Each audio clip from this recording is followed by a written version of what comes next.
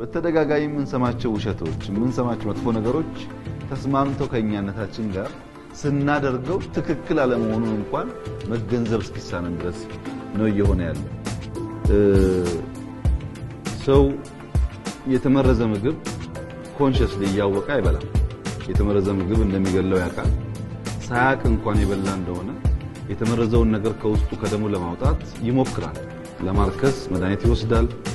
ነገር ግን ወደ አእምሮ የሚወሰድ የተመረዘ ሐሳብ ምን ያክል ድርጊቶቻችን እንደሚወስድ ግንዛቤው አናሳ ነው።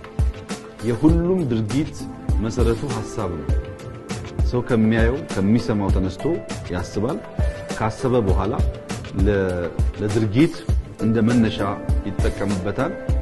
ይህ የኛን ድርጊት ያበላሸው ደህንነትን ያበዛው ጥላቻን ያበዛው መለያየትን ያበዛው አብሮነትን የተጠየፈው ምን አይነት ዳታ ብንሰበስብ ነው? በተለይ በዚህ ጊዜ ያለው ውስጥን የሚበክል መረጃ እንዴት ነው ሰዎች ኮንሺየስሊ እንደ ምግብ መርጠው መውሰድ የሚችሉት?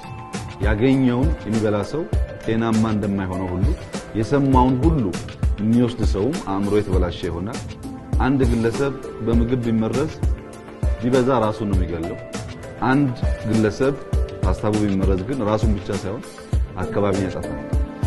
አካባቢን ከማጥፋት ራሱን ለመታደግ አእምሮና ውስጥ ማጽዳት እንዴት ይቻላል?